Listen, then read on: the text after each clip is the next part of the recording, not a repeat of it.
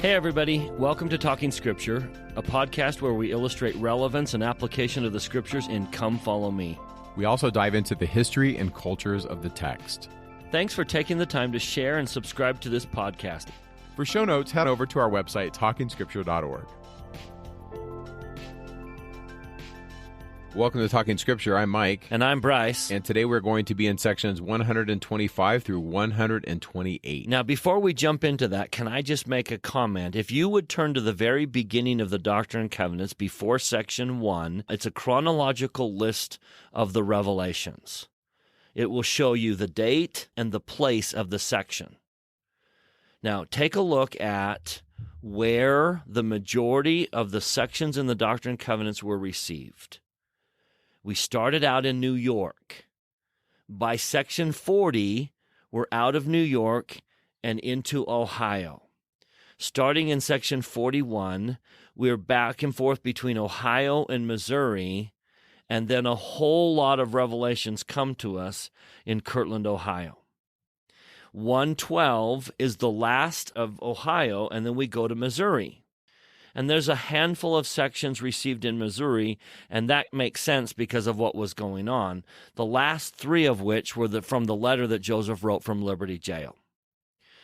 Then we get to the Nauvoo period. If you're looking at this chronological list, we've got section 124, and then all the way to section 135 is the announcement of Joseph's martyrdom.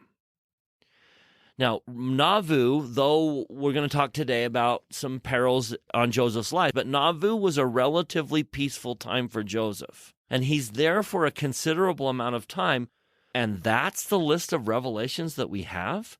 And you'll even notice 125 and 126 are very small. 129 is small, 130 is small, 131 is small. We've got the section on marriage, and then by 135, we're announcing his martyrdom. 134 and 133 were not received in Nauvoo. So we have a very limited number of revelations from Nauvoo. And so you might ask, where are the revelations? Ohio was filled with revelations. And here in Nauvoo, where Joseph Smith is at the peak of his revelatory abilities, and he receives so few. And the answer is the temple. Joseph is receiving revelations for the temple. He begins section 128 by saying, I now resume the subject of the baptism for the dead, as that subject seems to occupy my mind and press itself upon my feelings the strongest. So that he can say in the Scriptures. That is revelation for the Scriptures. But how much is coming to Joseph that is reserved for the temple alone? So please understand that Joseph's mind is active and he is flourishing in revelation, but the bulk of that revelation is to be found inside the temple, not in the Doctrine and Covenants. So what we're going to cover today is just a few minor sections and then jump into his mind being on the work for the dead. Joseph in Nauvoo is revealing temple truths.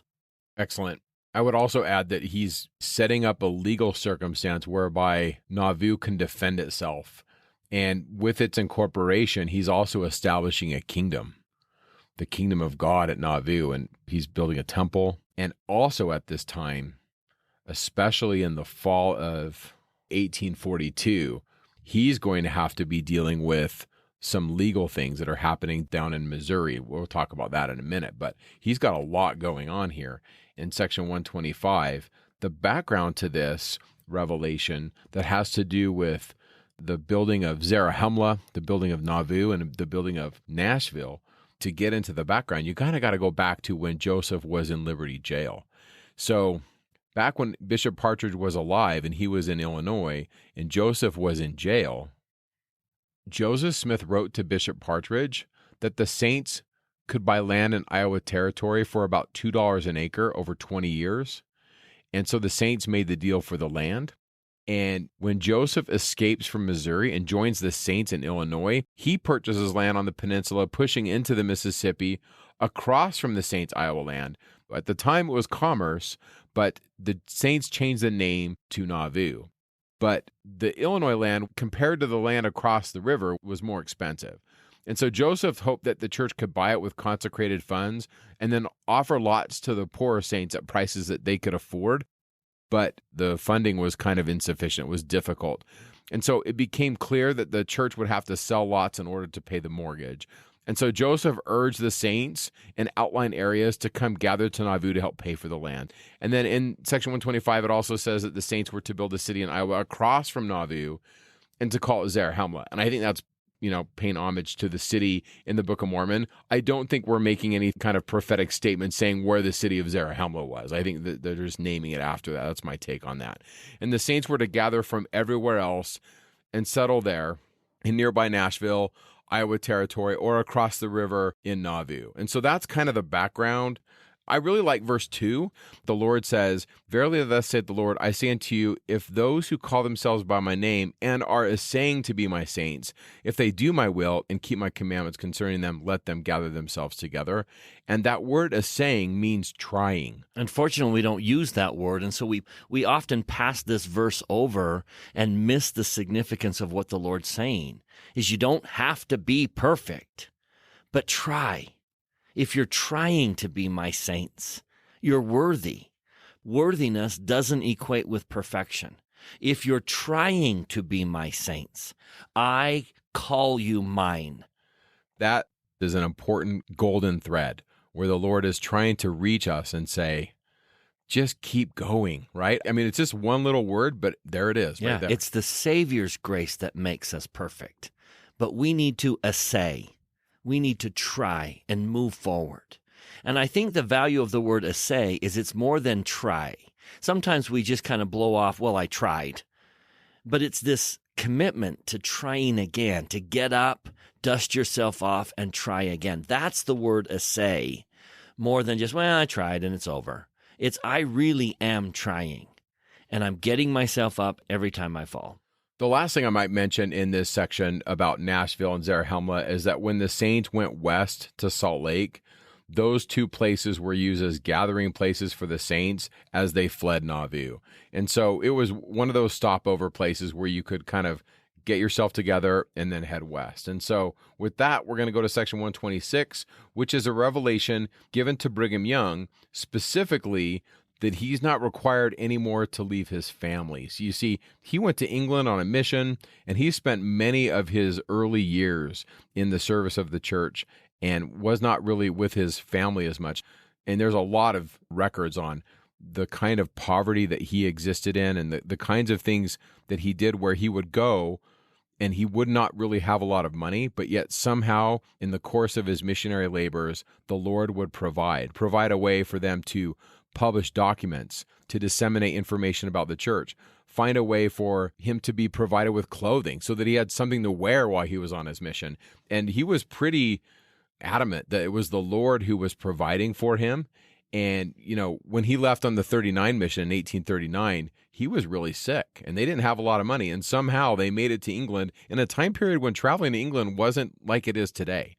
And so I think what we see here is the Lord commending him, but I also, Bryce, see this as the Quorum of the 12 is ascending. And so we're going to have a switch where the local high councils were the quorum underneath the first presidency, and then the traveling high council, or the Quorum of the 12, they presided anywhere where there weren't stake presidencies. But in 1841, beginning in the Nauvoo era, the Quorum of the 12 will rise in ascendancy, and Joseph will put them in a place where they are the next quorum to lead the church. And then there will be conversations where Joseph tells them when he's gone that the Quorum of the 12 will govern the affairs of the church. And from that, we get Brigham, who's the president of the Quorum of the 12, and then he will eventually become the second president of the Church of Jesus Christ of Latter-day Saints. So big picture for me, Bryce, I see this as the Lord saying, I'm going to keep you here. You see the wisdom in keeping Brigham Young around Nauvoo for the next several years. Yes. Now, ironically, when Joseph's killed in June of 1844, where's Brigham? He's gone on a mission. He's actually doing it. And it's on his mission that the revelation comes to him.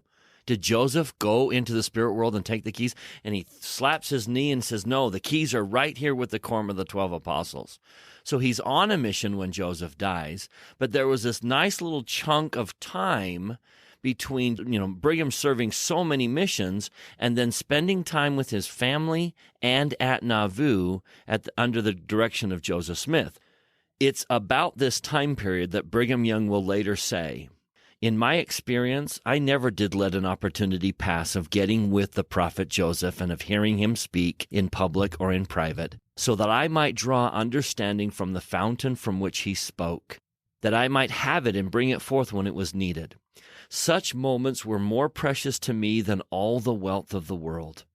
No matter how great my poverty, if I had to borrow a meal to feed my wife and children, I never let an opportunity pass of learning what the prophet had to impart. This is the secret of the success of your humble servant." So there was great wisdom in keeping Brigham Young in Nauvoo with his family during these great years where he could be tutored by Joseph Smith. Yeah. So relating his early experiences in the church, Brigham did say, "I came into this church in the spring of 1832. I took a mission to Canada at my own expense. And from the time that I was baptized until the day of our sorrow and affliction at the martyrdom of Joseph and Hiram, no summer passed over my head but what I was traveling and preaching. And the only thing I ever received from the church during those 12 years, and the only means that were ever given to me by the prophet that I now recollect, was in 1842, when Brother Joseph sent me half a small pig that the brethren had bought him, and I didn't ask him for it, and it weighed 93 pounds. And then he goes on, but he basically talks about how he went out and he just went out and preached and didn't expect anything for it. Brigham went on further. He said, "For me to travel and preach without purse or scrip was never hard. I never saw the day. I was never in the place, nor went into a house when I was alone or when I could take the lead and do the talking, but what I could get everything I needed.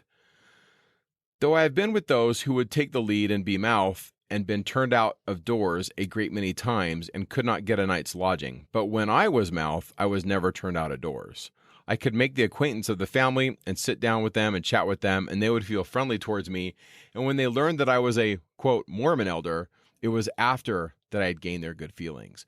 When he's talking about being the mouth, what he's talking about is I'm taking the lead in the discussion. It's an interesting way that they would phrase it. He's essentially saying, listen, we didn't have money, but the Lord provided. And he also mentions that when he went to England in 1839, he said most of the 12 were sick. And those who were not sick when they started were sick on the way to Ohio. And then he says, Brother Taylor was left to die on the roadside, and old Father Coltrane, though he did not die. I was not able to walk to the river, not so far as across the block. No, not before half as far. I had to be helped to the river in order to get into the boat, even across it. That was our situation. I didn't even have an overcoat. I took a small quilt from the trundle bed, and that served as my overcoat while I was traveling to the state of New York. And then I had a coarse overcoat given to me. Thus we went to England, to a strange land, to sojourn among strangers. And then later he says, we were pretty much destitute of means to buy any necessary article. We didn't have the first cent to begin with. So what did he do? Well, he borrowed money from Sister Jane Benbow, 250 pounds, and 100 from Brother Thomas Kington, and returned to Manchester, where he says, quote, we printed 3,000 hymn books, 5,000 copies of the Book of Mormon, and issued 2,000 Millennial Stars monthly, and in the course of the summer printed and gave away rising of 60,000 tracts. And then he talks about how during the course of time, that money would flow in to pay for these things, and that he didn't owe anybody any money at the conclusion of his mission.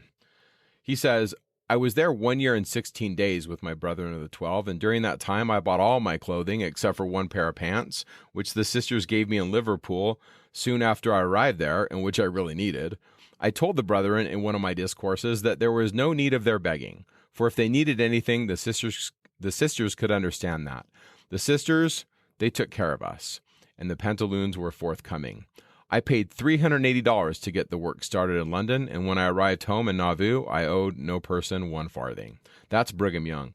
The reason why I think this is important is because it's at this time period, 1839, 1840, where we have core members of the church that have left, as we've discussed in sections 115 through 120.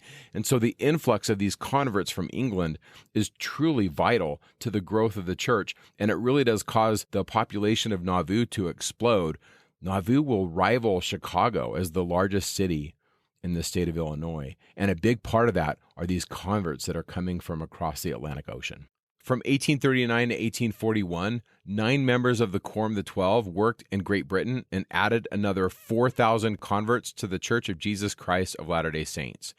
I mean, in just a short time, the 12 apostles organized an entire immigration program. I mean, it's one thing to baptize them. It's another thing to get them across the ocean and into Nauvoo.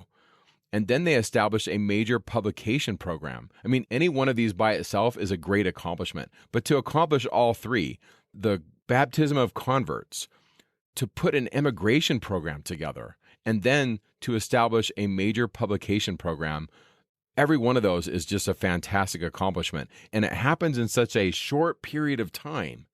And on top of it, they have nothing.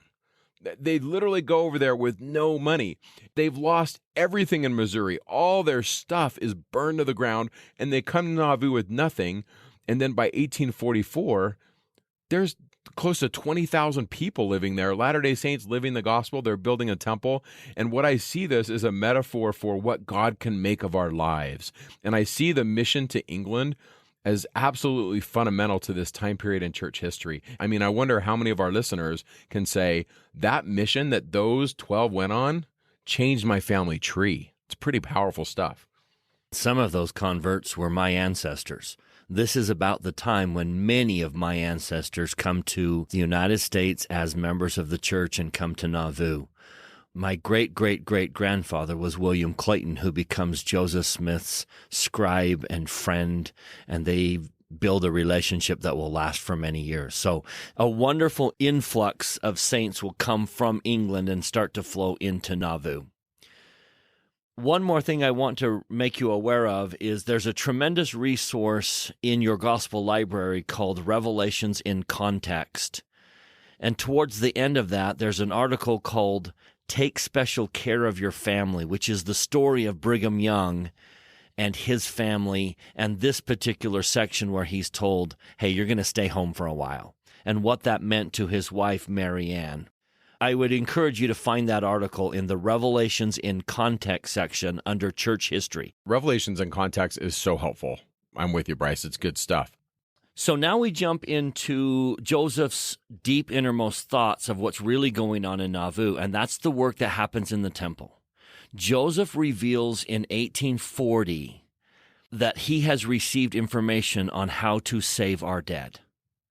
Now, the Lord's going to point out many times in this week's reading that these things have been reserved from the very beginning. This is not unique to the latter days. That the idea of saving the dead is as old as this earth. I love personally the image in Ezekiel chapter 48. In the Old Testament, in Ezekiel, he's taken in vision to the door of the temple. Now, this would be the temple in Jerusalem. And water is flowing out of the front door of the temple, and it's headed east. And as it flows, it gets bigger, it gets deeper, and gets broader.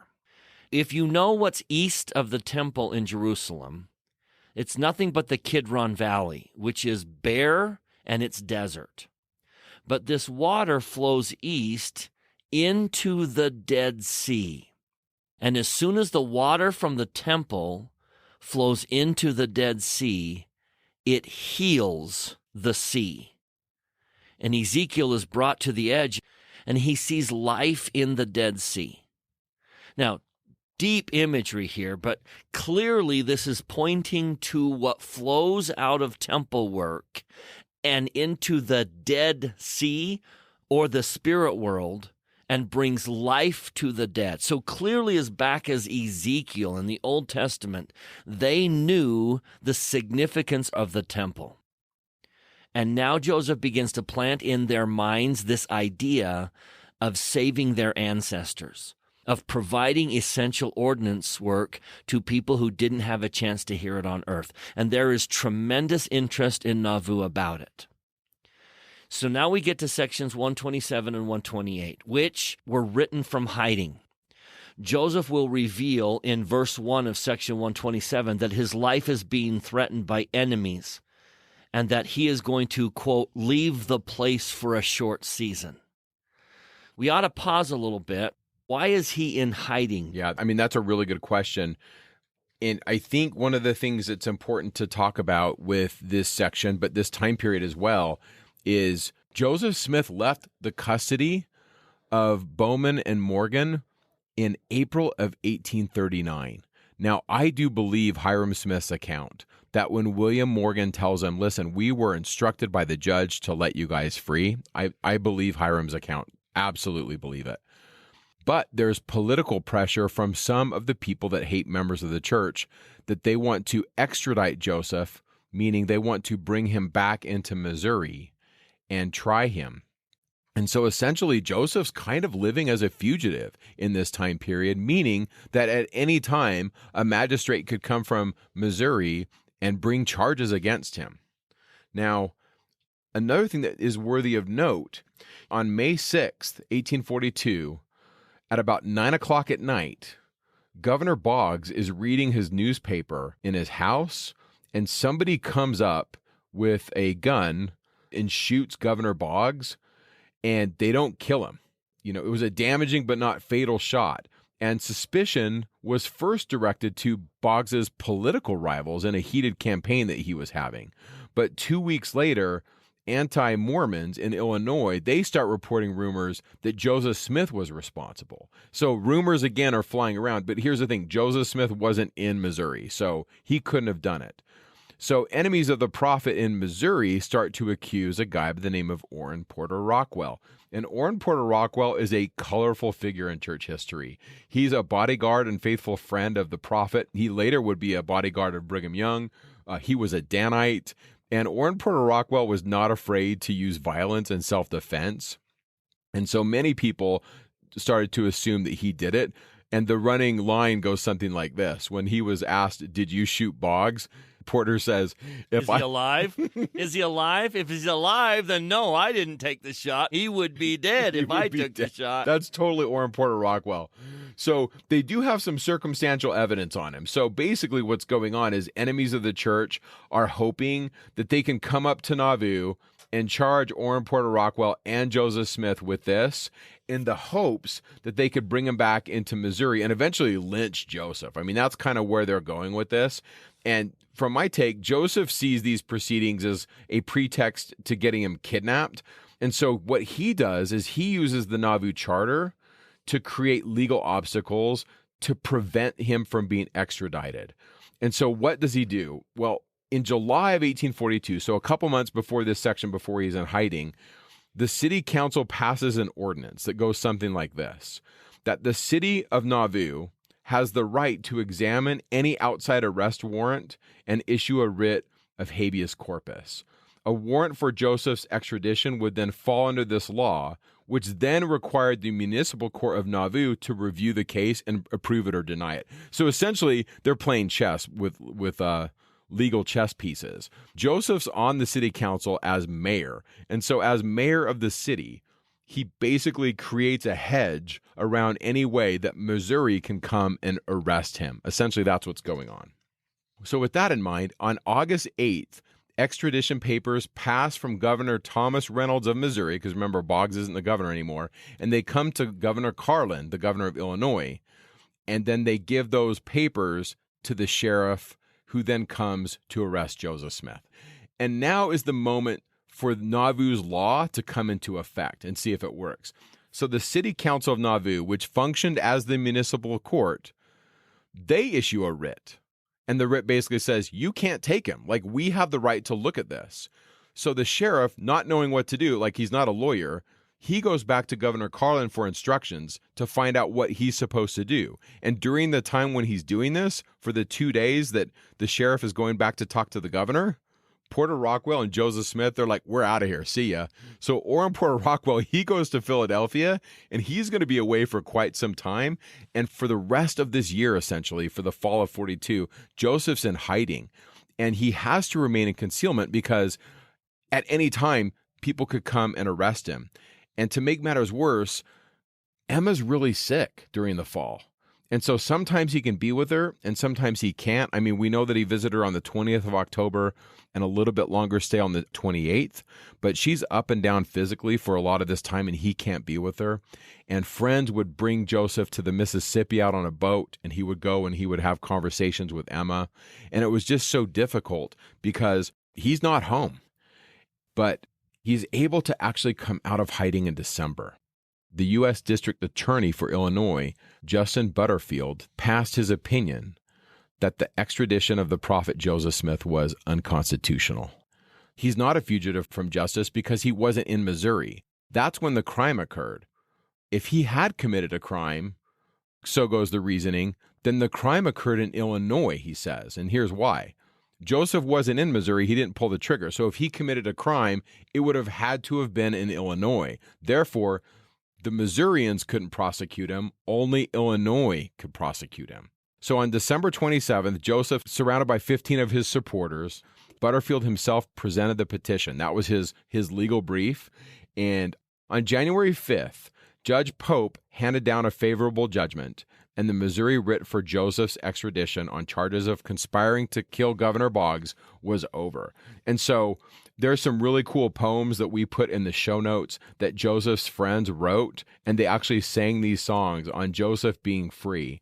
And on January 5th, 1843, there's a lot of jubilation in Nauvoo because Joseph now finally is out from under this, or at least he's out from under the assassination attempt. Now, what about Orrin Porter Rockwell? See, he's still in Philadelphia. And part of me thinks that when he hears that Joseph's free, he probably thinks, hey, I can come out of hiding. I don't know what he was thinking because he doesn't tell us. But on March 5th, 1843, he's heading back up the Mississippi to Nauvoo.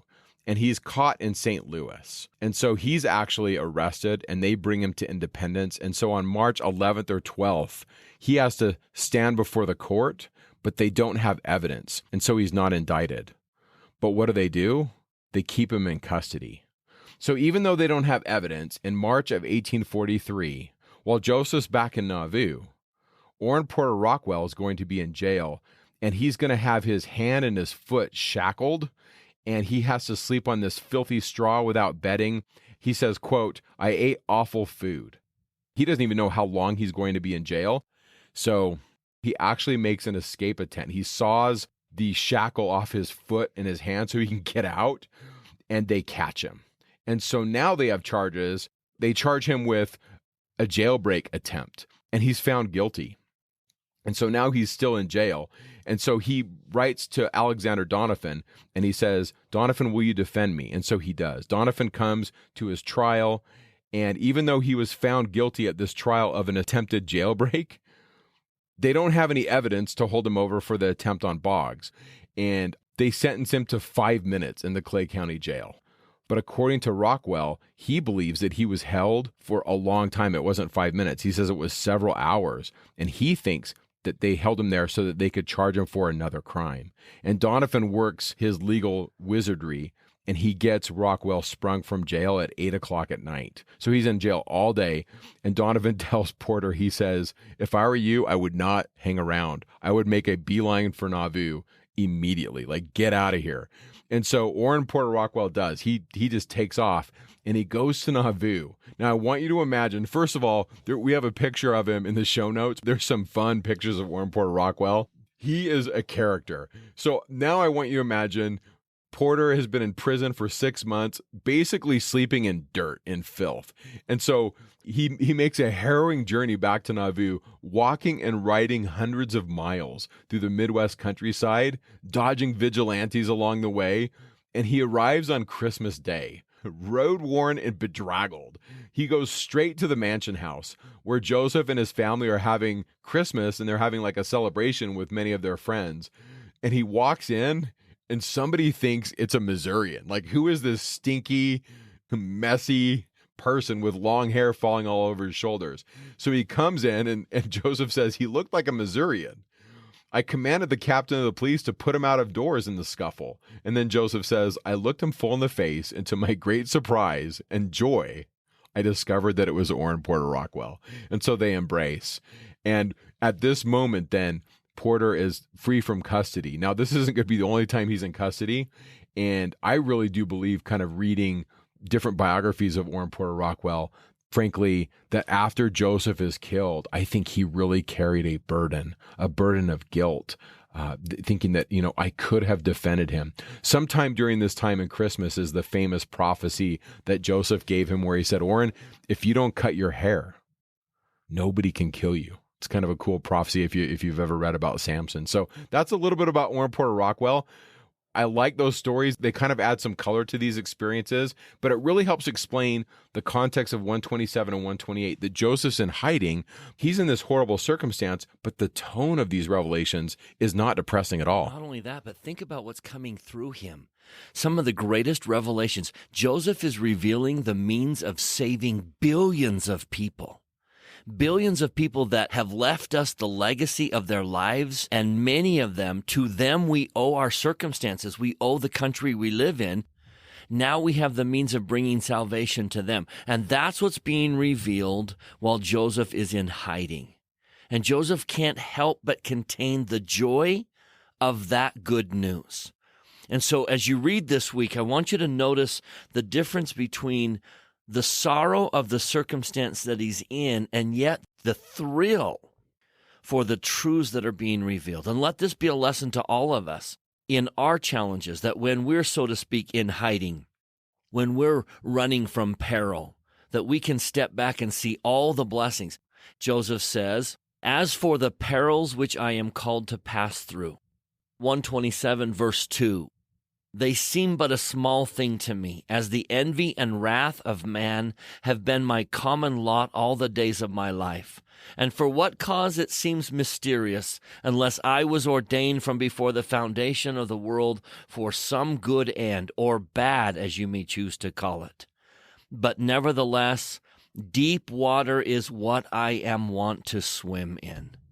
It has all become a second nature to me, and I feel like Paul, to glory in tribulation, for to this day has the God of my fathers delivered me out of them all, and will deliver me from henceforth. For behold, and lo, I shall triumph over all my enemies. Now he says this. Now think, he's in hiding at the peril of his life. He cannot be with his very ill wife. And yet he says, let all the saints rejoice, therefore, and be exceedingly glad, for Israel's God is their God. If you turn to 128, you're going to hear Joseph just pick up that same idea. Even though his life is in peril, he says in verse 19 of 128, what do we hear in the gospel which we've received? A voice of gladness. A voice of mercy from heaven, a voice of truth out of the earth, glad tidings for the dead, a voice of gladness for the living and the dead, glad tidings of great joy. Joseph wrote that in hiding. Look at all the blessings that we've received. Verse 20, glad tidings from Cumorah, and then he begins to list all of the blessings that have come to him. Moroni came. Look at verse 21. We have received the voice of God in the chambers of old Father Whitmer. We have heard from Michael the archangel. We've heard from Gabriel, from Raphael, and from diverse angels, from Michael and Adam down to the present time, all declaring their dispensations, their rights, their keys, their honors, their majesty and glory, and the power of their priesthood. What's Joseph's conclusion? Verse 22, brethren, shall we not go on in so great a cause? Go forward and not backward. Courage, brethren, and on to the victory. Totally positive. In hiding, when people are pursuing his life, Joseph says, look, I can focus on the negative, or I can go count my blessings and focus on all that the Lord has received. Let me take you back to the very beginning of time, to what I call the first temptation, back into the Garden of Eden. Heavenly Father has commanded Adam and Eve to not partake of the fruit of the knowledge of good and evil. But he has given them so many other trees from which they can partake. So Heavenly Father says in Moses, Verse 16, of every tree of the garden thou mayest freely eat. Just not this one tree. So tell me, what would he be pointing at when he uses the word every? Of every tree of the garden thou mayest freely eat. Wouldn't he be pointing out all the trees he has given them, all the good things that they have? Look at all the blessings in your life. Of every tree thou mayest freely eat.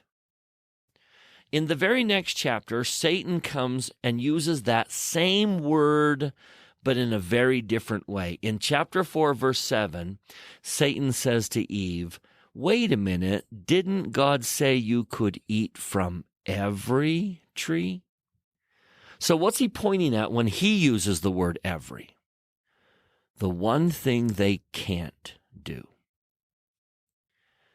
I would suggest to you that God will always point out the blessings, the good, the voices that you've heard, the marvelous blessings that have come into your life. And Satan will point out what you don't have. Now, if you listen to the wrong voice, you're going to be discouraged. But if you'll listen to the right voice, if you'll listen to the Father, you will see all the blessings in your life, all that you can do, all that you are, all that you have. You won't necessarily see what you don't have. Joseph, in hiding, is able to say, we have been so richly blessed. Brethren, let's go on in such a cause, on to the victory. It reminds me of something that Joseph Smith says to George Albert Smith, his cousin, who went with him on Zion's camp.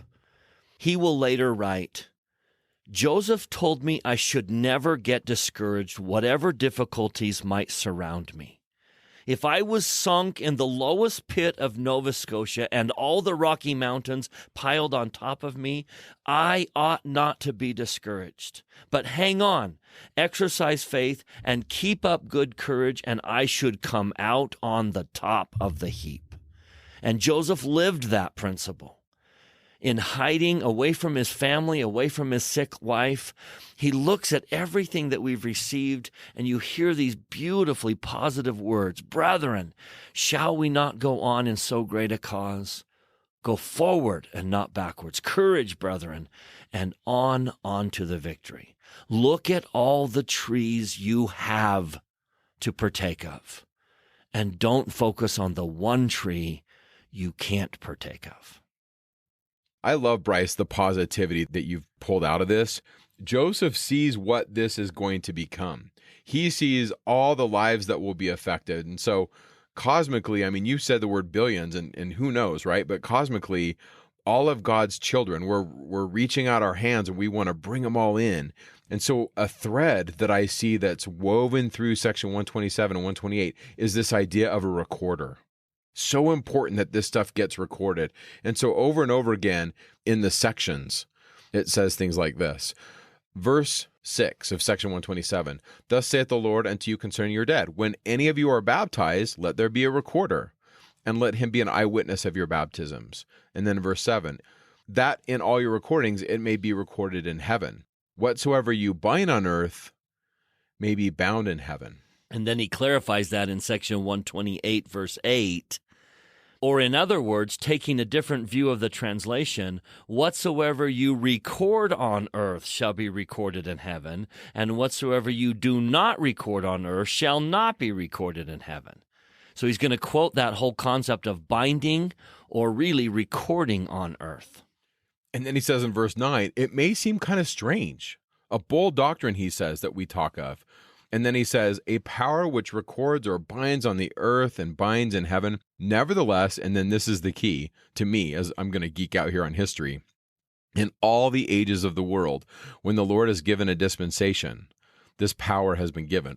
And then the question is, okay, what power? And I think what he's talking about is the power of the priesthood to bind souls to God.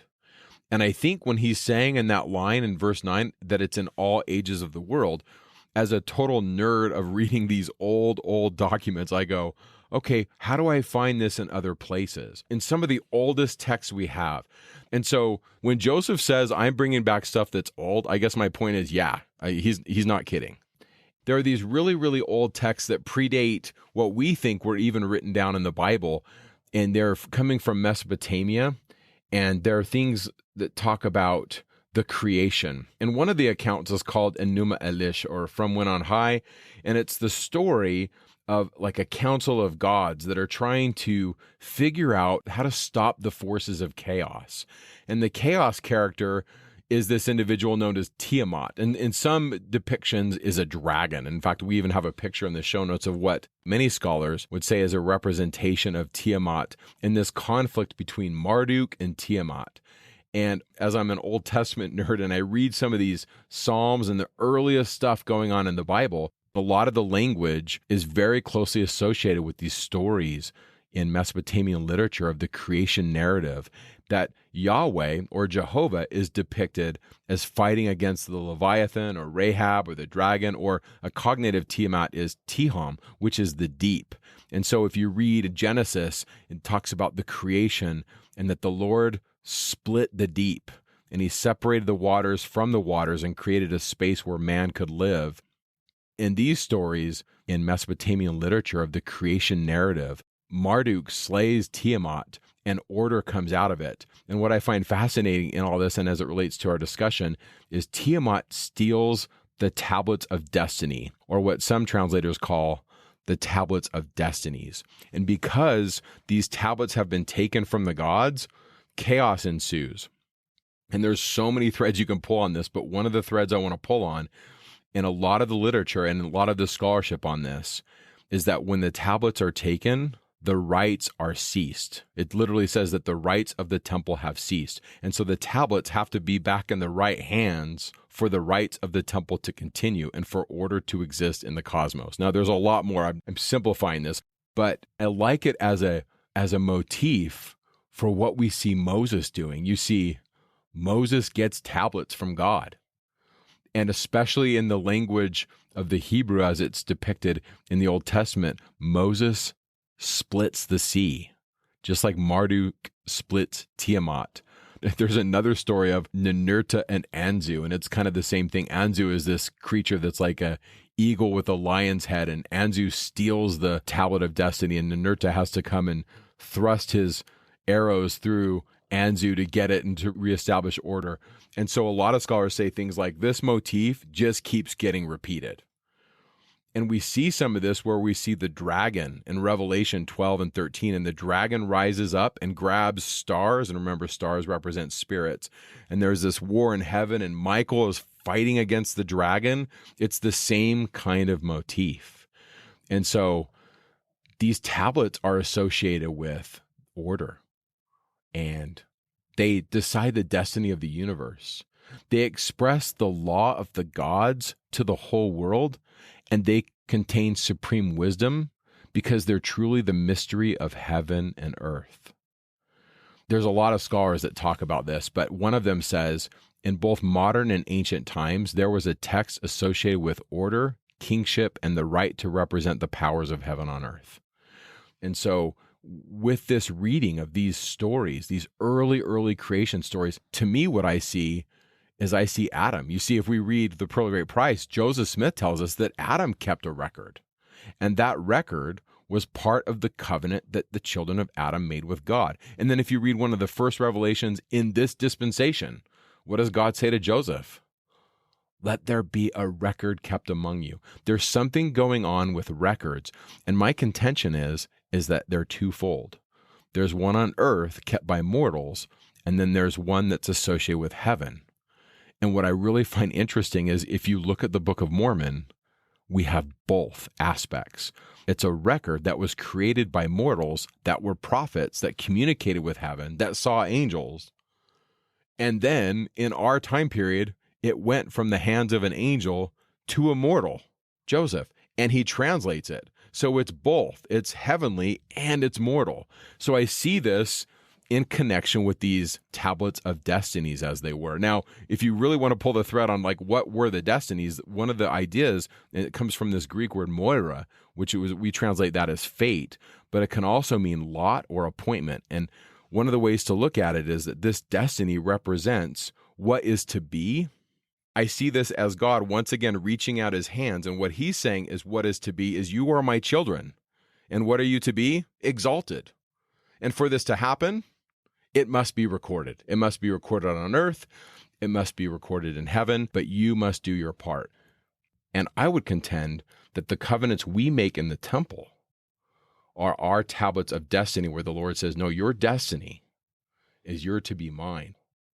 Now, when the tablets of destiny are taken back from these characters of chaos, whoever it is that takes it, they have it sealed and pressed to their breast. This is literally out of the translations. The one I'm reading right now is from Stephanie Daly, and it literally says that they were wrongfully taken, but then they're sealed to the breast of the God who has taken them back. And then another translator says this, in securing the kingship of the gods and establishing the structure and order of the cosmos, Marduk, the god in this instance who's taken it over, and he's the good guy, right? He has firmly consolidated divine power. And then, by the way, there's a lot in here about how these tablets were written on stone. And so we have these stone tablets that Moses has, that God has written on. But then we have the tablets of destiny that are both God and human, or gold and clay. And those are the stones that are affixed to the breast of the high priest in the Exodus narrative. And on each stone is engraven a name of the tribes of Israel. And so it's kind of both. And in all this literature, these tablets, these destinies are attached or affixed to the person who is to be king. Now back up and think about what Joseph's doing in Nauvoo. He is saying everyone can be a king and a queen. So then you ask yourself, okay, then what's the tablet of destiny affixed to me? And my reading of this, the way I take it is, many of these ancient cultures would talk about this covenant and this established order that they would take with them. And I think about, okay, when I receive the endowment, I make covenants that bring order in my life that come from heaven, but they're also mortal because I make the covenant. Do I not take a piece of that covenant with me? And my contention is yes, that the garment that we receive in the temple is the physical manifestation of those covenants affixed to my person. And so that's kind of how I look at sacred vestments in all religious traditions. You see, the earliest literature of all the creations, they all kind of do this. Hesiod's doing the same thing in Theogony. There's this massive battle over how are we going to have order, and order is established. And in all these stories, they're told at the new year, at the temple, as we put everybody under covenant to remember what are our bearings? Like, where do we go? Even our country has a document, a tablet of destiny, as it were, that if you become elected in this country, you literally raise your arm to the square and you say you will defend this document. And I'm talking about the Constitution. That document to a member of this country, the United States of America, is to our country what the tablets of destiny were in antiquity. And the covenants we make in the temple are our tablets of destiny where the Lord says, no, your destiny is you're to be mine. I love this stuff. I love getting into this and seeing all the connections. We're just kind of hitting the tip of the iceberg. To me, it's candy, but it's not for everybody. I get that it's a little bit nerdy, but I can't help myself because what I see once again is Joseph sitting in this tradition of this old religion. I mean, when Joseph says, I'm bringing back stuff that's old, I guess my point is, he's not kidding. And not only bringing it back, but he's tying it together. I love that he's going to say in section 128 that a whole and complete and perfect union and welding together of dispensations and keys and powers and glories should take place and be revealed from the days of Adam even to the present time. Joseph is going to weld all the generations together. And he's going to do it on the subject of binding ourselves to God, in this case through baptism. And that's just thrilling. Yeah. The ordinance of baptism for the dead binds us back to God. And the way the fonts are constructed actually tell a story. The fonts in our temples today are ancient. They have very ancient roots, patterned after the font that's found in the text of the Bible, the molten sea that's atop the back of 12 oxen. And the man who actually carved the oxen that supported the font, the first font in this dispensation, was a man by the name of Elijah Fordham. And the font was actually described by the prophet Joseph Smith in 1841. These are his words. He says, "The font is constructed of pine timber and put together of staves tongue and grooved, oval-shaped, 16 feet long, east and west, and 12 feet wide, 7 feet high from the foundation, the basin 4 feet deep. The molding of the cap and base are formed of beautiful carved wood in antique style. The sides are finished with panel work. A flight of stairs in the north and south sides leads up and down into the basin, guarded by side railing. And the font stands upon 12 oxen, 4 on each side, and 2 at each end. Their heads, shoulders, and forelegs projecting out from under the font. They are carved out of pine plank, glued together, and copied after the most beautiful 5-year-old steer that could be found in the country." That's in History of the Church, Volume 4, page 446. So that kind of gives a description of the font. Now, what does it symbolize? I just want to present to you a couple ideas, and the details are in the show notes, and I understand also that some of this stuff is debated. And so I kind of give both sides. But for the sake of this podcast, and to be brief, I just want to talk about the idea of the bull. Now, the word that's used for oxen can also be a bull. So I'm going to go with the word bull, but just know it's a word that can be both. In antiquity, the bull was literally symbolic of the very first character in Hebrew because it represented the first or the first place, because the bull was associated with fertility. And in a lot of these ancient religious traditions, the bull actually represented God's procreative power, or you could just say God's creative power. We're going to parse a lot of this stuff out when we get to the Old Testament, but there's different strands or different traditions that are woven together that become what we call the Bible. There were different traditions. So, for example, if you lived in the north in Israel, you would have a religious tradition, and your stories would be a little bit different than those that lived in Judah. And then after 721, when the Assyrians come in, those scribes and the priests and those people that have the texts, they come down to the south, and we join them together. And so in some of these strains of tradition, there's this idea that God is one that wants mankind to be fruitful and multiply and replenish the earth. And that phrase is used a lot. And in one of the texts of Genesis, and it's the 49th chapter of Genesis, and this is where Jacob gives the patriarchal blessing to his sons. And there's this beautiful promise of fertility that's given. It says in verse 22 that Joseph is a fruitful bough. He's like this branch that's by a well. And then in verse 24, it says his bow abode in strength, that his arms and his hands were made strong by the hands of the mighty God of Jacob. From thence is the shepherd, the stone of Israel. And then we get into these blessings of fertility in the 25th and 26th verse, and we'll cover these when we get to the Old Testament. But the point I want to draw your minds to is the phrase, the mighty God of Jacob. It's Abir Yaakov, and Yaakov is Jacob, and it's a construct. So we have Abir Yaakov, or it's translated as the mighty God of Jacob, but quite literally it could be read as the mighty one of Jacob or the bull of Jacob. You see, the Canaanites that lived around these individuals, that was the word for bull, and it really can be, Hebrew has a lot of ambiguity. A word can mean lots of different things. So certainly one translation of this could be the bull of Jacob or the mighty bull of Jacob. And clearly, we have bull iconography wrapped up in the Old Testament. I mean, if you've read Exodus 32, this isn't a stretch. Like when Aaron's fashioning this bull, the bull could represent fertility or strength or masculinity or the power of God. And then you get into what the horn represents. This is in the Old Testament. The prophets are using a horn, and they put oil in it and anoint the kings with it. I mean, we're reading about this in the Bible. And so we have these symbols of God. Then you get into the notion of the sea. There's a lot of scholarship on this, but essentially the idea of the waves of the sea, they can represent sometimes negatively, they can represent chaos, but they can also represent life. And so we have all this imagery where we have prophets or patriarchs meeting their wives at the well, or representatives of them meeting their wives at the well. We have Moses and the conflict at the well as he's introduced to his wife.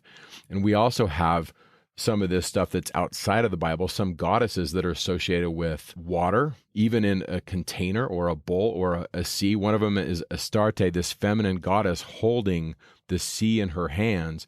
The sea in some of this imagery represents the throne. I mean, Isis is even depicted as the throne, and sitting on her lap is the new king. We have this image of a container with water as a symbol for the divine feminine. This is how we came to earth. We came to earth in the literal water of our own mother, the wellspring of life. I mean, that's where we come from.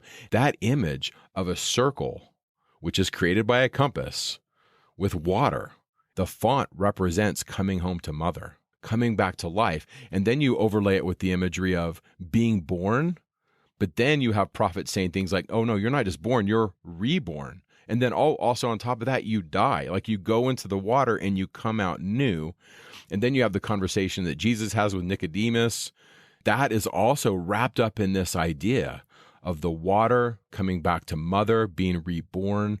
And then when you combine that with the masculine symbol of God, of the bull, what do you have?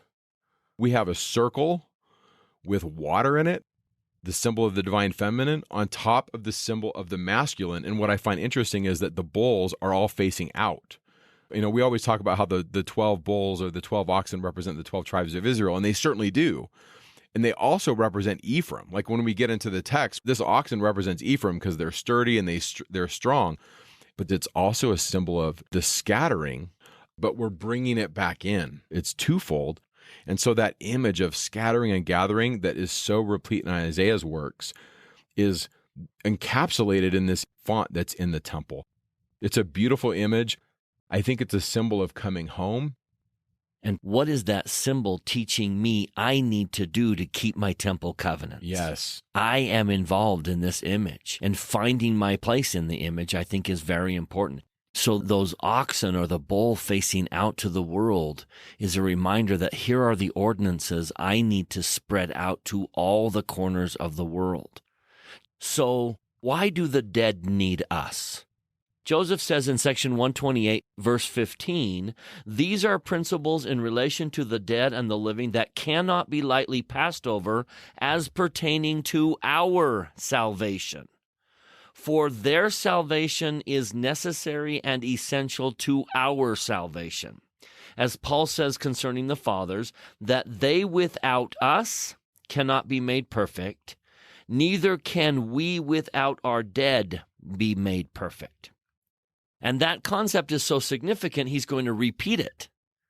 He's going to quote Elijah and then say, it is sufficient to know that the earth will be smitten with a curse unless there is a welding link of some kind or other between the fathers and the children. And what is that subject? It's the baptisms for the dead. And then this sentence, for we without them cannot be made perfect, neither can they without us be made perfect. So the question I want to throw out this week as you study section 128 is, why do we need them? It's pretty clear in our day that they need us.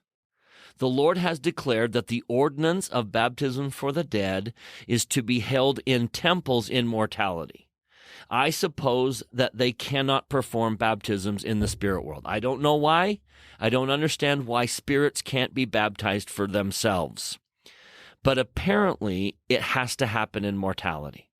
So we have to perform a baptism in order so that someone in the spirit world can receive that ordinance. It has to happen in mortality. I understand the urgency of the founding fathers to come to Wilford Woodruff in the St. George Temple and demand action. We need your help. We founded this country so you could have freedom, and you have not performed the ordinances in our behalf. We need your help. I get that they need us, but why do we need them? Why is my salvation dependent upon their salvation? Let me just throw out 3 thoughts on why I need them. Number 1, the temple and its ordinances after my own endowment is the gift of the dead. If it were not for the dead, I would go through the temple once. I was 18 years old when I went to the temple.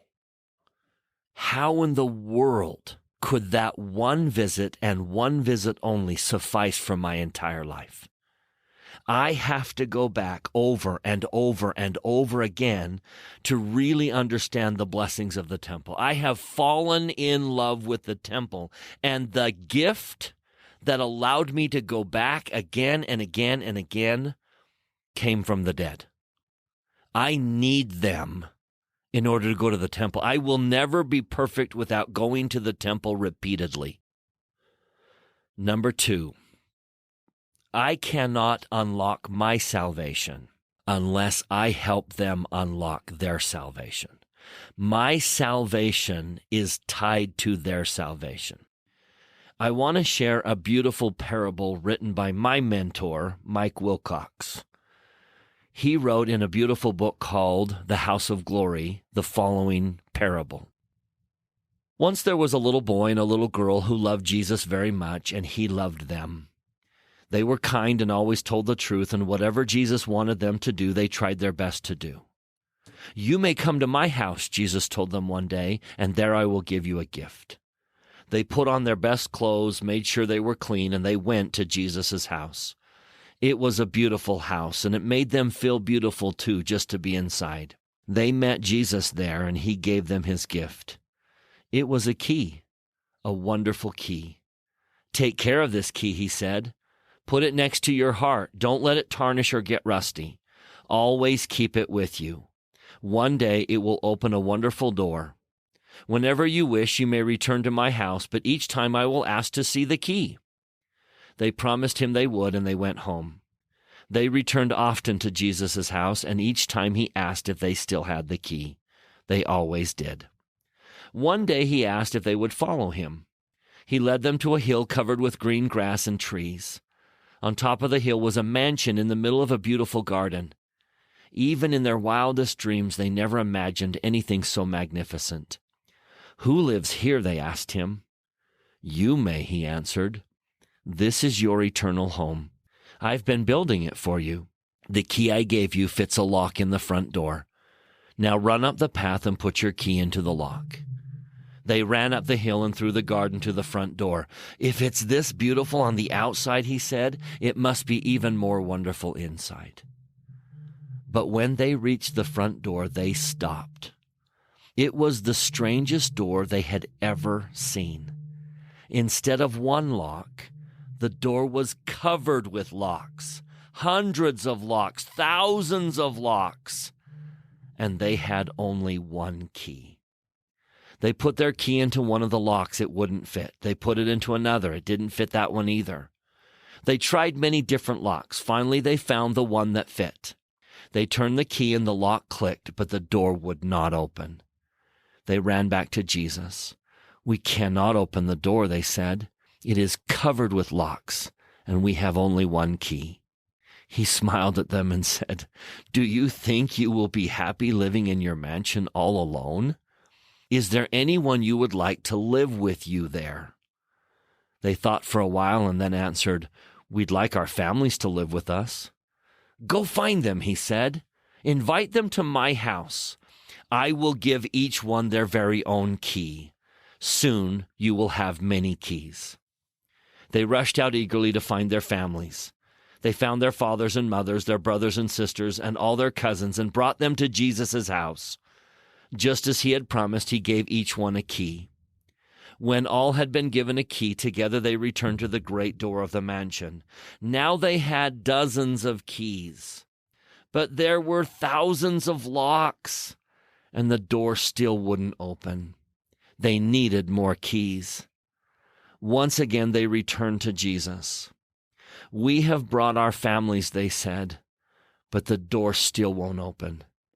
Do your parents have a mother and a father and a brother and a sister? He asked them. Do you think that they would be happy living in the beautiful mansion without them? If you look hard enough, you will find many, many people. Bring them all to my house, and I will give each one a key. They looked very hard, just as Jesus told them. They found mothers and fathers. They found brothers and sisters. They found grandmas and grandpas and great-great-grandmothers and great-great-great-grandfathers. They found aunts and uncles and nieces and nephews and cousins. They found them in big cities. They found them in tiny villages. Some lived by the seashore. Some lived on the open prairie. Some lived near the mountains, and some lived far across the ocean. Some lived close, just over the next hill. Some were blacksmiths, and some were farmers. There were cobblers and tailors and fishermen. There were teachers and mechanics and shopkeepers. Some were tall with strange-looking hats. Others were short and wore wooden shoes. They spoke different languages and came from many different countries. The boy and girl searched until they found everybody and all their families. They brought all the fathers and mothers, the brothers and sisters, the aunts and uncles, the nieces and nephews, the grandmothers and grandfathers to Jesus' house. Inside he gave each one his or her own key. Soon all the family were gathered before the great door. There was a lock for every key. They turned the keys, but the lock remained closed. There was one final lock, a great big one right in the middle of the door, and no one had its key. The boy and girl returned to Jesus. "We have found all of our families," they said, "but the door still won't open. We are missing a key and we don't know where to find it." Jesus smiled, put his arms around them, and gave each one a kiss. "I have that last key," he said, and he held it up. It was bright and shining and beautiful. "This is the key of my atonement," he said. "Am I not a member of the family? Do you think you would be happy living in your mansion without me? Do you think I would be happy living without you? Now that you have found the whole family, all my brothers and sisters, all our Father's children, together we will enter our eternal home, for home will always be where families live and love together." He took their hands, and the whole family opened the door, entered the mansion, and spent an eternity of happiness together. I need their keys. They need my help. I can't be saved unless they help me open the door. And they can't be saved unless I take their name to Jesus' house. It is a beautiful, dependent relationship. I wouldn't be happy living in my mansion without my family. They wouldn't be happy living in the mansion without their families. And so it goes until we've gathered everyone into the mansion. Do you remember Ann Booth's vision where she sees David Patton? If I'm a Methodist and I die, and all these Methodist ministers are in the spirit world and they're like, "Mike, the restoration's real. Here's an apostle, David Patton. Listen to this discourse. It's been restored. It's a network of humanity that needs each other. And even if you're not into that visionary experience, think about this life. I can't possibly influence my children as much as their friends, as much as their leaders.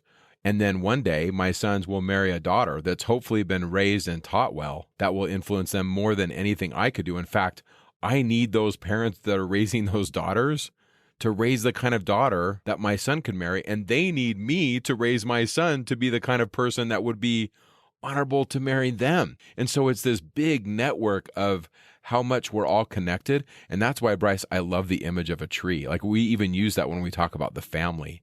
The roots need the branches and the branches need the roots. It's just a beautiful image. So while you were talking about number 2, I was like, man, there's a lot of connection going on there. There is, and that's the idea. Your son wants to be in the mansion with his wife, who wants to be in the mansion with her parents, who wants to be in the mansion with their parents. And so it goes. We're all connected. I need them. They need me. Now let me do number 3. As I bless the dead bless me. We can open up incredible and divine sources of help if we help them. I help them, they help me. Let me just share a few quotations from some apostles. John A. Widswell said, "I have a feeling also, my dear brethren and sisters, that those who give themselves with all their might and main to this work receive help from the other side, and not merely in gathering genealogies. Whoever seeks to help those on the other side receives help in return in all the affairs of life. On another occasion, Elder Wood so said, I believe that the busy person on the farm, in the shop, in the office, or in the household who has his worries and troubles can solve his problems better and more quickly in the house of the Lord than anywhere else. If he will leave his problems behind him and in the temple work for himself and for his dead, he will confer a mighty blessing upon those who have gone before him. And quite as large a blessing will come to him, for at the most unexpected moments in or out of the temple will come to him as a revelation the solution of the problems that vex his life. That is the gift that comes to those who enter the temple properly, because it is a place where revelation may be expected. I bear you my personal testimony that this is so. If I help them, they help me. John Whitsoe also said, in our pre-existent state, we made a certain agreement with the Almighty. The Lord proposed a plan, and we accepted it. Since the plan is intended for all men, we became parties to the salvation of every person under the plan. We agreed right then and there to not only be saviors for ourselves, but saviors for the whole human family. We went into a partnership with the Lord. The working out of the plan became not merely the Father's work and the Savior's work, but our work.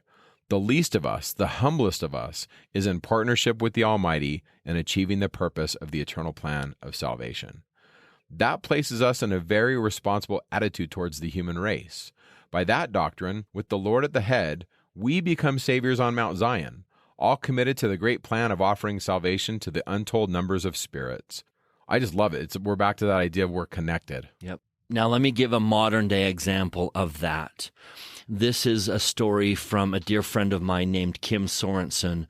You can find her story in the August Ensign of 2006. She tells the following story. A few years ago, I found myself frequently in fervent prayer, pleading for blessings for myself and my family, blessings I knew we needed. I knew the blessings I sought were righteous desires, yet they did not come.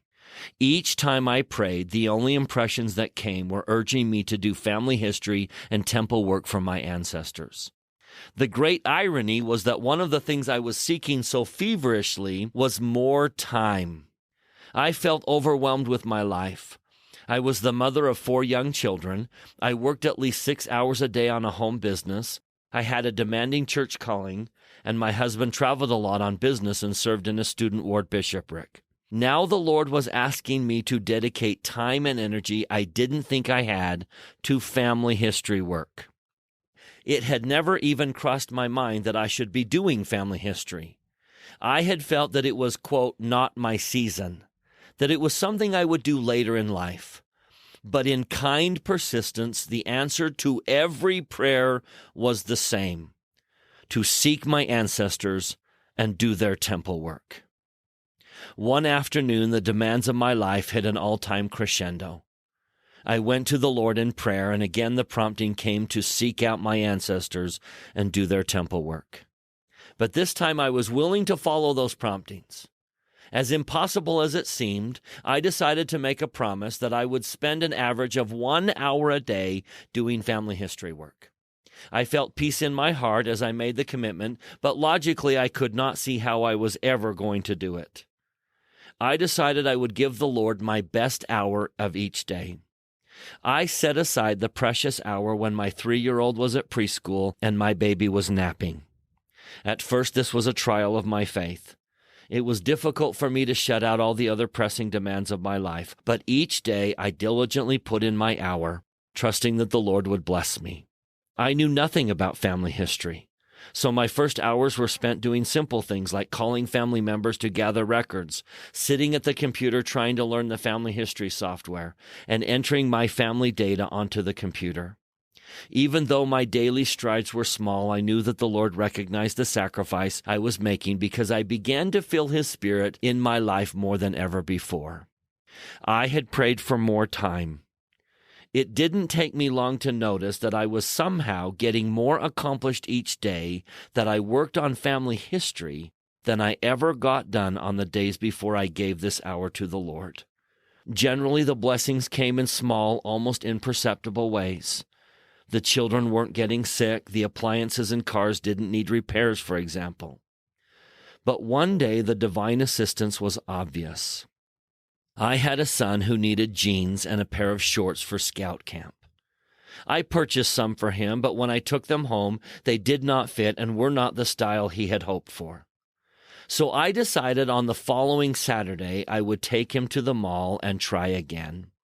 I figured that with the drive time, it would take at least 3 hours of the day. When Saturday came, I attended first to my family history and ran some errands. On my way home, an impression came to my mind to go up the street, where I would find a garage sale, and there I would find some jeans for my son. It was only an impression, but I knew it came from the Lord. Knowing the importance of obedience, I followed it. Sure enough, at the top of the street, there was a small garage sale being held for a local charity. When I walked in, sitting on a table in the middle of the garage was a stack of newly and slightly used jeans, exactly in my son's size. And next to it, a stack of shorts, also in his size. I bought every pair and still paid less than if I had purchased 1 or 2 pairs at the mall. When I took them home, my son loved them. That morning, I had given the Lord 1 hour of my time. In return, He gave me back 3 hours that I didn't have to travel to the mall, that instead I could spend with my children, and a strength and testimony that He lives and is mindful of even my smallest challenges. The Spirit prompted me to work on family history. I was able to show mercy to my ancestors and bless their lives by doing for them something they could not do for themselves. And my family has been blessed abundantly. End of quote. That's how it works.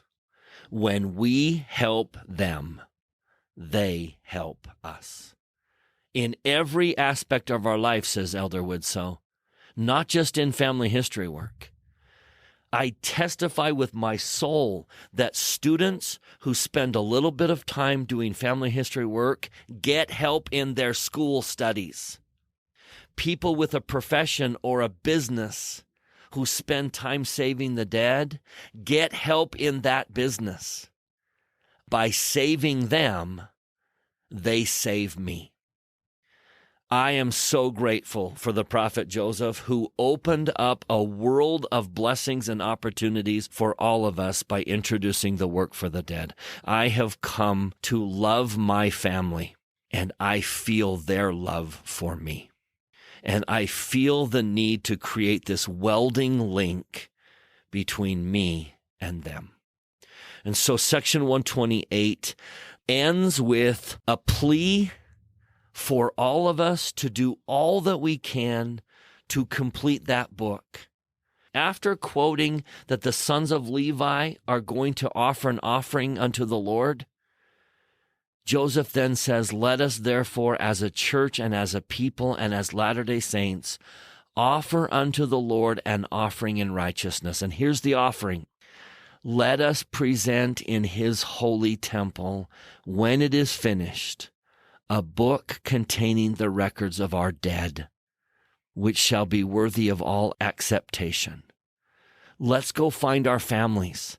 Let's open a door for them to help us in our daily lives by helping them in their life. It is a beautiful relationship between the living and the dead.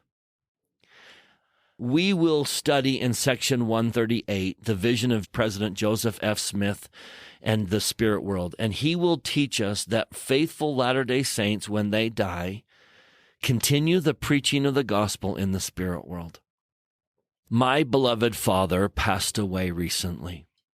He was an avid teacher of the gospel. I know he is continuing to preach the gospel in the spirit world. Every time I go to the temple with a name, I wonder if my dad taught them in the spirit world. I wonder if we're that connected. Someone my father taught, and I am performing the ordinance. It certainly wouldn't surprise me that we're that connected. This welded link between the living and dead is one of the most beautiful things in the gospel. No wonder Joseph will shout out, "Shouldn't we go on in such a cause? Go forward and not backward, brethren. Courage, brethren, and on to the victory." And with that, we thank you for listening. We will see you next week when we cover section 129 to 132. Thank you for sharing your week with us, and we'll see you next time. Talking Scripture is not an official production of the Church of Jesus Christ of Latter-day Saints. The opinions expressed in this podcast are Mike and Bryce's opinions only. We refer you to official church sources and the church website to clarify any doctrinal questions.